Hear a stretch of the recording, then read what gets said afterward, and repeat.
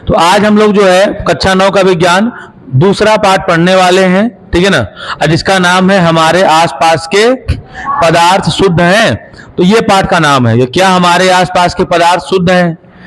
तो सबसे पहले हमें यहाँ पे जानना होगा कि शुद्ध पदार्थ क्या होते हैं, अशुद्ध का उल्टा क्या होगा, अशुद्ध। तो अशुद्ध पदार्थ क्या होते हैं। देखिए, अशुद्ध का मतलब मिश्रण, अशुद्ध का मतलब, तो पहले शुद्ध समझे क्या होता है। देखिए, शुद्ध पदार्थ वे पदार्थ होते हैं जिनके प्रत्येक भाग का संगठन एक जैसा हो। शुद्ध पदार्थ वे पदार्थ होते हैं जिनके प्रत्येक भाग का संगठन क्या हो, एक जैसा हो, उसे हम शुद्ध पदार्थ कहते हैं, ठीक है ना।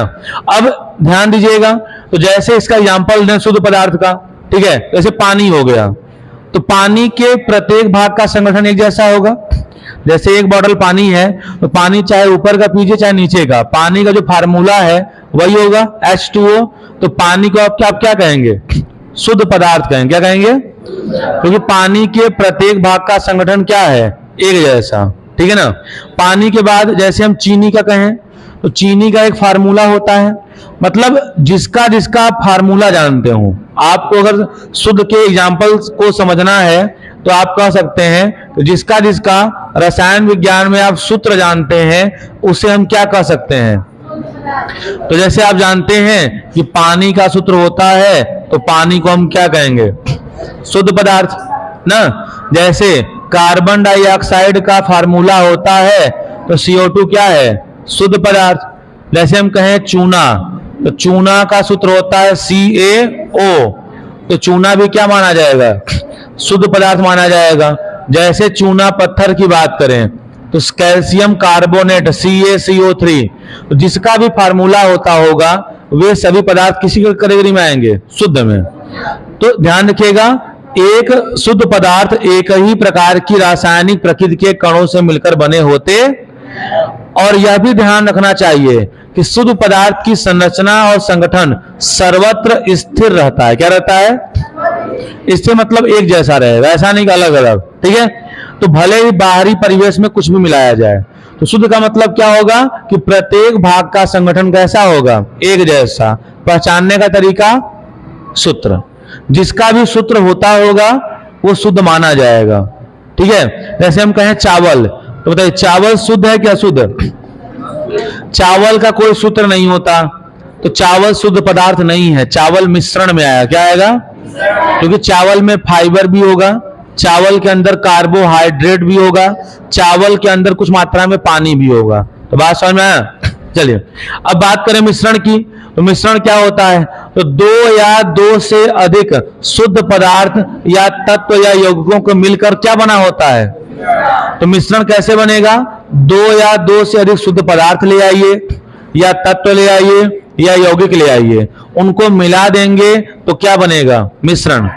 तो दो या दो से अधिक पदार्थों के अनिश्चित अनुपात में मिलने से जो बन जाए उसे हम मिश्रण कहते हैं। जैसे, ठीक है, हम कह दें कि पानी और चीनी, ठीक है, तो चीनी और पानी मिला दिया गया तो क्या माना जाएगा, मिश्रण। क्योंकि चीनी और पानी का कोई अनुपात तो है नहीं कि आप सर्वर बनाते हैं एक अनुपात है, आंकड़ा से डालते हैं। मतलब 4 लोग हैं तो आप लगभग 5 गिलास पानी डाल देंगे और अपने अंदाज से चीनी डाल देते हैं कि हम लोग लगभग इतना पिएंगे, तो कोई फिक्स निश्चित अनुपात तो है नहीं। तो बिना किसी निश्चित अनुपात से अगर मिला देते हैं तो क्या बन जाता है, तो दो या दो से अधिक पदार्थों के अनिश्चित अनुपात में मिलने से एक नया पदार्थ प्राप्त होता है, जिसे हम क्या कहते हैं। अब मिश्रण का एग्जांपल सब जानते हैं, जैसे चीनी पानी का मिश्रण हो गया, ठीक है, गंधक व लोहे के मिश्रण हो गए। तो गंधक का मतलब होता है सल्फर, तो सल्फर लोहा मिला दीजिए, ठीक है। आप चाहिए तो आप नमक मिला दीजिए और चीनी मिला दीजिए। तो बात समझ आ रहा है। घर पे जो तरकारी बनता है वो क्या होता है, मिश्रण। क्योंकि घर पे सब्जी बनता है तो उसमें तेल होगा, मसाले होंगे, 1-2 सब्जियां होंगी, आप थोड़ा बहुत पानी भी डालेंगे, तो मतलब कई सारी चीजों का मिक्स हो गया वो, तो उसे हम क्या कहेंगे, मिश्रण। अब मिश्रण को ही अशुद्ध पदार्थ कहा जाता जैसे आपके घर में घी, तो घी शुद्ध पदार्थ नहीं है, क्योंकि घी में कार्बोहाइड्रेट भी थोड़ा सा होगा, घी में प्रोटीन भी होगा, घी में फैट भी होगा, घी में हो सकता है कुछ मिनरल्स भी पाए जाएं। तो घी कई सारी चीजों का मिक्सर है, ठीक है ना। तो शुद्ध वो नहीं माना जाएगा, वो क्या माना जाएगा? मिश्रण माना जाएगा। क्या माना जाएगा? मिश्रण। कोई दिक्कत? तो मिश्रण की परिभाषा याद हो जाएगा, दो या दो से अधिक पदार्थों के अनिश्चित अनुपात में मिलने से एक नया पदार्थ बनता है, जिन्हें हम क्या कहते हैं? मिश्रण। उदाहरण आप अपने दे सकते हैं। आगे, मिश्रण बनने में न तो कोई रासायनिक परिवर्तन होता है, न तो कोई रासायनिक, न ही कोई नया पदार्थ बनता है। अतः मिश्रण के मूल पदार्थ में सभी गुण क्या होते हैं? जैसे पानी, तो पानी का टेस्ट आप जानते हैं, पानी का स्वाद स्वादहीन होता है। आरओ का पानी स्वाद देगा, तो पानी स्वादहीन है और चीनी डाल दिए तो आप जानते हैं चीनी मीठा होता है, पानी स्वादहीन है, इसलिए शरबत कैसा लगेगा? मीठा। अब पानी में आप थोड़ा सा नींबू मिला देंगे तो हल्का सा खट्टापन आ जाएगा, उसमें थोड़ा नमक मिला देंगे तो खारापन आ जाएगा, ठीक है। उसमें आप जो है क्या होता है आपका पान रसना आता है, ये रसना आता है अलग से, फ्रूट पाउडर, वो डाल देंगे तो उसका टेस्ट बदल जाएगा। यानी मिश्रण में जो पदार्थ आप डालेंगे उसी का टेस्ट आएगा। मिश्रण में जैसा पदार्थ आप डालेंगे वैसा ही टेस्ट आएगा। सब्जी में मिर्च ज्यादा डाल दिए तो तीखा बन जाएगा। तो मिश्रण में कोई रासायनिक परिवर्तन नहीं होता है, बल्कि आप जो पदार्थ मिलाएंगे उसी का गुण दिखेगा। समझ में आया? मिश्रण में कोई नया पदार्थ नहीं बनता है, जो पदार्थ आप डालेंगे उसी का गुण। पानी का स्वादहीन है, चीनी डाल दिए तो चीनी का टेस्ट आएगा, नमक डाल दिए तो नमक का टेस्ट आएगा, ठीक है। उसमें कोको कोला का पाउडर आता है, वो डाल दिए उसका टेस्ट आएगा, इनो डाल दिए इनो का टेस्ट आएगा। तो मतलब मिश्रण में जो पदार्थ मिलाया जाएगा उसी का टेस्ट आपको देखने को मिलेगा। कोई समस्या? यही बात लिखा हुआ है। अब आगे हम बात करें मिश्रण के वर्गीकरण की। तो मिश्रण देखिए कई प्रकार के होते हैं। आप लोग सोच रहे होंगे कि मिश्रण केवल द्रव और ठोस का होता है, जैसे चीनी और पानी बोल दिए, तो चीनी ठोस हो गया और पानी क्या हो गया? तो क्या मिश्रण केवल ठोस और द्रव से ही बनेगा? क्या नहीं, मिश्रण किसी भी पदार्थ से बन सकता है, ठोस द्रव गैस चाहे जिसको मिला दीजिए। तो उसी के कुछ एग्जांपल हैं, आप देख लीजिए। जैसे ठोस व ठोस का मिश्रण, मतलब ठोस ठोस मिलाएंगे तो क्या बनेगा? जैसे रेत मिला दीजिए और शर्करा मिला दीजिए, दोनों ठोस हैं, रेत माने बालू। और जैसे पीतल, तो पीतल में कापर और जिंक होता है, क्या होता है? तो कापर भी ठोस जिंक भी ठोस, तो ठोस ठोस का भी मिश्रण हो सकता है ना। फिर अगला है ठोस और द्रव का मिश्रण, ठोस और, तो जैसे दूध और फलों का रस मिला दीजिए तो ये क्या हो गया? ठोस और द्रव हो गया। दूध जो है लिक्विड हो गया, अब फल क्या होते हैं? ठोस होते हैं, तो फल से निकाल लिया गया रस। अगला है ठोस व गैस का मिश्रण, तो ठोस और गैस के मिश्रण में कौन आएगा? धूल और धुआं। धुआं में क्या होता है? कार्बन की मात्रा होती है। धुआं में क्या होता है भाई? आप कोयला जलाए या लकड़ी जलाए तो कुछ मात्रा में कार्बन नहीं जल पाता, वही उड़ जाता है। तो कार्बन और प्लस गैस, तो इसीलिए उसमें कुछ मात्रा में क्या होते हैं? कार्बन होता है। यानी कार्बन ठोस हो गया और गैस क्या हो गया? गैस में वायु क्या हो गई? गैस में हो गई। तो धुआं भी किसका मिश्रण है? ठोस और धूल भी किसका है? कोई दिक्कत? द्रव द्रव का मिश्रण, तो सिरका, सिरका में द्रव द्रव होता है, ठीक है ना। सिरका को बनाने के कई तरीके हैं। जैसे गन्ने के रस को क्या करते हैं कि गन्ने के रस को छोड़ देते हैं ऐसे खुला वायु में, ठीक है। तो कई प्रकार के जीवाणु होते हैं जो एक क्रिया करते हैं, उनका नाम है किण्वन। क्या नाम है? तो किण्वन को अंग्रेजी में फर्मेंटेशन बोलते हैं। तो किण्वन प्रोसेस के द्वारा जो है गन्ने का रस सिरका में बदल जाता है। जब वो 10 दिन 15 दिन का पुराना हो जाता है तो उसको छान लिया जाता है और छान के अलग कर लेते हैं, ठीक है। तो सिरके में भी लिक्विड ही होते हैं, ठीक है ना। और सिरके का फॉर्मूला क्या होता है? CH3COOH, एसिटिक अम्ल। सबको याद है? अगर हम सिरके के फार्मूले की बात करें तो ये होता है CH3COOH। तो सिरका में ये होगा और थोड़ा सा पानी होता है, तो दोनों लिक्विड ही तो है। फिर जैसे और बात करें तो द्रव और गैस का मिश्रण, तो क्या एग्जांपल है? Soda water. आप लोगों ने सोडा वाटर का नाम सुना होगा। तो सोडा वाटर में क्या होता है देख लीजिए। सोडा वाटर में होता है पानी, क्या होता है? ऐसी पानी में होता है CO2 गैस, क्या होता है? इनको जब मिलाया जाता है तो बनता है H2CO, इसी को बोलते हैं कार्बोनिक अम्ल। क्या बोलते हैं? जो आप कोल्ड ड्रिंक पीते हैं वो यही रहता है, कार्बोनिक अम्ल। इसमें थोड़ी सी मात्रा में चीनी मिलाते हैं, इसीलिए मीठा लगता है। अब बाकी अलग अलग कंपनी वाले अपना अलग अलग केमिकल डालते हैं, बट बेसिक यही होता है कि पानी को क्रिया कराते हैं कार्बन डाइऑक्साइड से हाई प्रेशर पर, तो बन जाता है कार्बोनिक अम्ल। इसमें चीनी मिला दिए तो बेसिक बन गया, क्या बन गया? और उसके बाद उसमें अलग अलग केमिकल मिला दिए तो अलग अलग कंपनी का बन गया। आप लोग जैसे वो खाए होंगे, ठीक है, एक पिए होंगे कोल्ड ड्रिंक जो आता है, गाड़ी वाले लेके आते हैं कोल्ड ड्रिंक रंग बिरंगा वाला ना, उसमें क्या होता है? यही होता है। आप देखते होंगे कि एक बोतल लेके मशीन में डालते हैं, तुरंत वो निकाल देता है ना, तो वो यही करता है, यही बनाता है कार्बोनिक अम्ल। वो देखते होंगे कार्बोनिक अम्ल बना देता है, और पानी ठंडा रहता है एकदम, तो ठंडा कार्बोनिक अम्ल बन गया, और वो रंग बिरंगा लिक्विड रखा रहता है, रंग बिरंगा, और बहुत मीठा होता है। उसका केवल वो 1 चम्मच डालता है, गिलास तैयार, अब वही आप पीते हैं। तो वो सादा हो गया। सादा मतलब उसमें बहुत सारे केमिकल नहीं है, और उसमें अगर कंपनियां कुछ कुछ केमिकल मिला देंगी तो वही क्या बन जाएगा? स्प्राइट बन जाएगा, थम्स अप बन जाएगा, अलग अलग बन जाएगा। माजा अलग है, माजा में कुछ मात्रा में फ्रूट जूस होते हैं। अगला है गैस और गैस का मिश्रण। तो गैस और गैस का मिश्रण कौन है? वायु। और कौन है? Coal gas. तो कोल गैस का मतलब होता है इसमें थोड़ा मात्रा में कार्बन मोनोऑक्साइड होता है कोल गैस में, और थोड़ा मात्रा में क्या होता है? Hydrogen gas. ठीक है, तो ये गैस गैस का मिश्रण हो गया। अगला है ठोस और गैस का मिश्रण। तो इसमें क्या आएगा?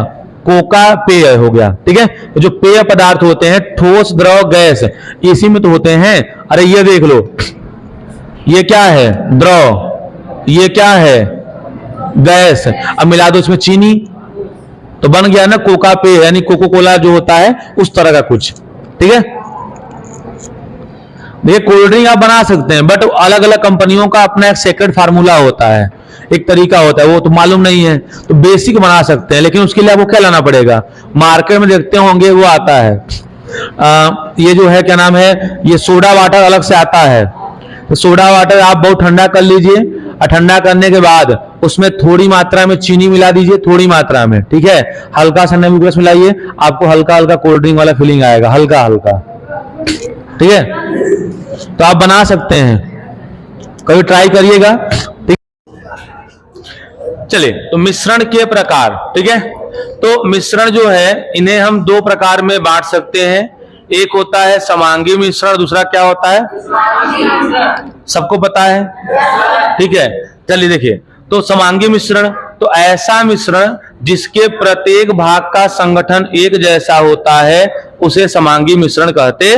पहले परिभाषा याद करिए, ऐसा मिश्रण जिसके प्रत्येक भाग का संगठन एक जैसा होता है उसे समांगी मिश्रण। जैसे अगर हम पानी में, ठीक है, चीनी मिला दें तो आप जानते हैं कि पानी और चीनी जब मिलेगा तो चीनी हर जगह फैल जाएगा।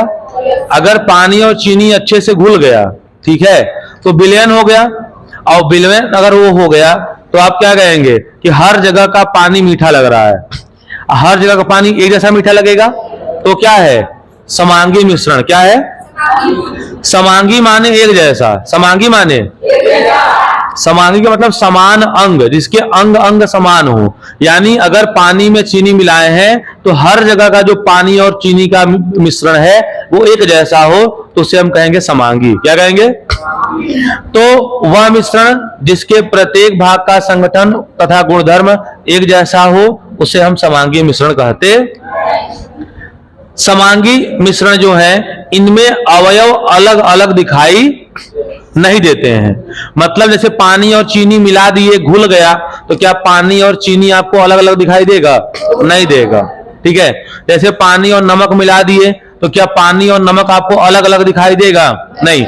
वो घुल गया तो आप नहीं बता सकते कि यहाँ पानी है, इसमें नमक है कि नहीं है। बात समझ में आया? तो यही बात कहा जा रहा है कि इसमें विभिन्न अवयव अलग अलग दिखाई। जैसे पीतल, पीतल जो है कॉपर और जिंक से बनता है। किससे? जो पीतल है वो कॉपर और जिंक से बनता है। तो आप बताइए, पीतल में कॉपर और जिंक आपको कभी दिखता है? नहीं दिखता। तो मतलब पीतल एक प्रकार का समांगी मिश्रण हुआ। क्या हुआ? जैसे आप आइसक्रीम खाते हैं, उस आइसक्रीम में थोड़ा सा पानी होता है, मिल्क पाउडर होता है, शुगर होता है, कुछ फ्लेवर होता है, तो क्या आपको क्या उसमें अलग अलग दिखाई देता है? नहीं। तो वो समांगी मिश्रण हुआ। क्या हुआ? आप लोगों ने क्या नाम है, रसगुल्ला खाया होगा। तो जो रसगुल्ला का सिरा है, जिसको चाशनी बोलते हैं अंग्रेजी में, तो जो उसका सिरा है, सिरा पानी और चीनी का बनता है। तो क्या उसमें आपको समझ में आता है कि कहाँ चीनी है कहाँ नहीं है? यानी उसका हर जगह का एक जैसा है? हर जगह कैसा है? एक जैसा। चाहे ऊपर से सिरा निकालिए और चाहे नीचे से, एक जैसा होगा। तो उसका प्रत्येक भाग का संगठन क्या हुआ? एक जैसा। तो उसे हम क्या कहेंगे? समांगी मिश्रण। कोई दिक्कत? अब एग्जाम्पल लिखा हुआ है, विषमांगी मिश्रण। तो ऐसा मिश्रण जिसके प्रत्येक भाग का संगठन तथा गुणधर्म समान नहीं होता, उसे हम क्या कहते हैं? विषमांगी मिश्रण की एग्जाम्पल की बात करें तो विषमांगी मिश्रण में जैसे मिलाते हैं ना, तो मिलता नहीं है। जैसे पानी में तेल मिला दे तो मिलेगा? तेल जो है ऊपर तैरता रह जाएगा और पानी नीचे रहेगा। नहीं, विषमांगी वो भी होगा। ऐसे हमारा शरीर, तो हमारा शरीर विषमांगी होगा। क्यों? हमारे शरीर का हर भाग ही जैसा है क्या? भाई सर पे बाल ज्यादा हैं, इस हथेली पे बाल बिल्कुल नहीं है, मुंह में दांत है, घुटने में दांत नहीं है, अलग नहीं है। आंख यहाँ है, तो हर जगह अलग अलग अंग है। तो अलग अलग अंग का मतलब क्या हुआ? अलग अलग पदार्थ हुए। अलग अलग पदार्थ का मतलब क्या हुआ? एक जैसा नहीं हुआ। तो हमारा शरीर समांगी नहीं है, विषमांगी है। हमारा क्या, किसी भी जीव का शरीर समांगी नहीं है। ठीक। अब विषमांगी, तो ऐसा मिश्रण जिसके प्रत्येक भाग का संगठन व गुणधर्म एक जैसा, उसे क्या कहते हैं? विषमांगी में पानी प्लस और पानी प्लस, मान लीजिए आप लोहे का टुकड़ा बोल सकते हैं ना, हाँ, लोहे का पाउडर बोल सकते हैं। तो मतलब ऐसा चीज मिलाइए जो आपस में न घुले। ऐसा चीज मिलाइए जो आपस में, जैसे बालू और गिट्टी मिला दिए तो ये क्या होगा? विषमांगी। क्योंकि बालू और गिट्टी को अलग अलग देखा जा सकता है, तो विषमांगी माना जाएगा। ठीक है। यानी इनके कणों को अलग अलग आप देख सकते हैं, कोई दिक्कत? एग्जाम्पल में देख सकते हैं। अब अगर हम बात करें विलयन की ना, विलयन होगा ये, तो दो या दो से अधिक पदार्थों के समांगी मिश्रण को क्या कहते हैं? विलयन। ध्यान दीजिएगा, दो या दो से अधिक पदार्थों के समांगी मिश्रण को विलयन कहते। और विलयन में जो कण है वो सभी जगह पर क्या होते हैं? एक समान। विलयन के सभी कण एक समान होते। जैसे मान लीजिए, ठीक है, कि ये इसमें कोई पानी डाला गया है, ठीक है, इस पानी में क्या डाल दें? नमक। क्या डाल दें? तो आप जानते हैं कि पानी और नमक एक प्रकार का समांगी मिश्रण होगा। क्या होगा? और समांगी मिश्रण है तो उसे हम विलयन कह सकते हैं। कोई दिक्कत? तो समांगी मिश्रण को विलयन कहा जा सकता है ना। तो जो विलयन होगा उसके प्रत्येक भाग का संगठन कैसा होगा? एक जैसा। विलयन के प्रत्येक भाग का संगठन, मतलब पानी में नमक मिला दिए तो हर जगह वो एक जैसा होगा। ऐसा नहीं कि कहीं नमक कहीं कम कहीं ज्यादा, बट नमक घुला होना चाहिए पूरी तरह से। ठीक है।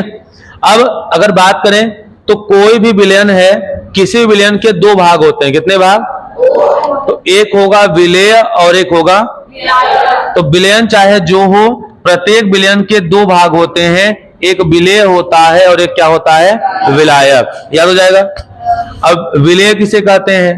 तो विलयन का वह घटक जो कम मात्रा में उपस्थित होता है और जो घुलता है उसे क्या कहते हैं? विलेय।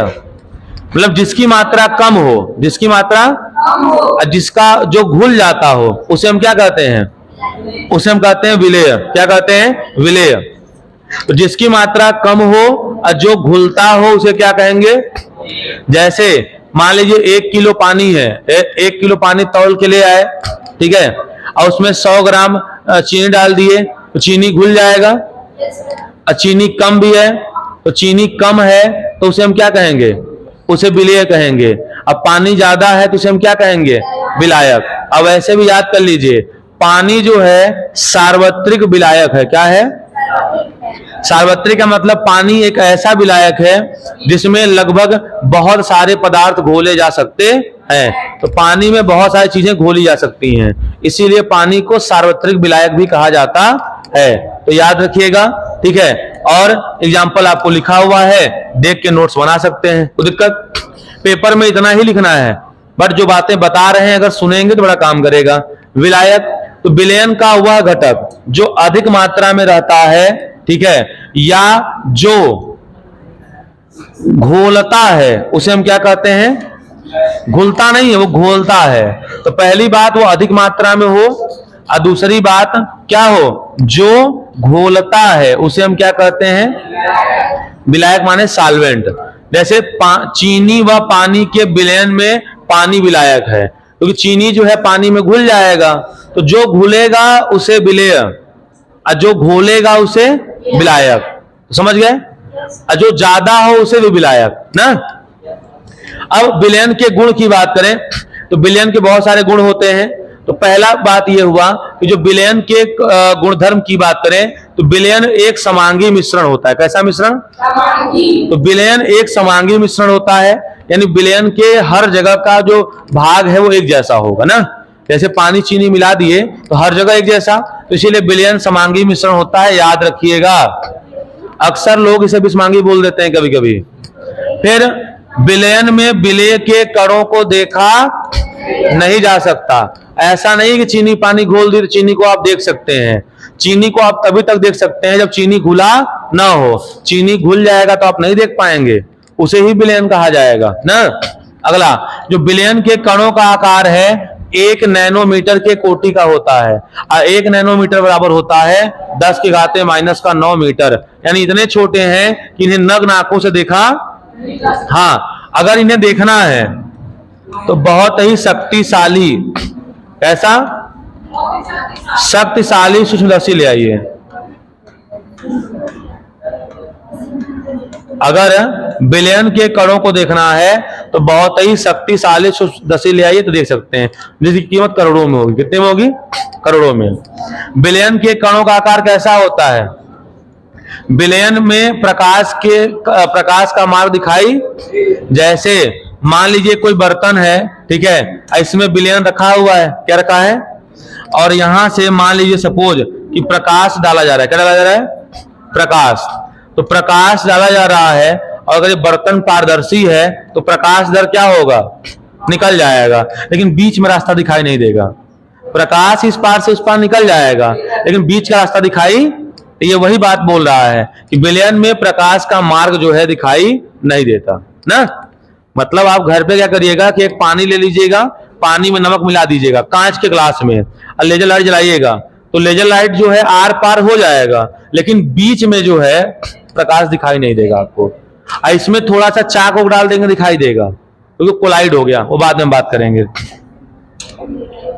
ठीक है। अगला, तो फिल्टर पेपर से विलेय के कणों को छान कर अलग, मतलब अगर विलयन बन गया है और आप चाहते हैं छान कर अलग कर लें, तो फिल्टर पेपर से उन्हें छाना नहीं जा सकता, ठीक है ना, याद रखिएगा।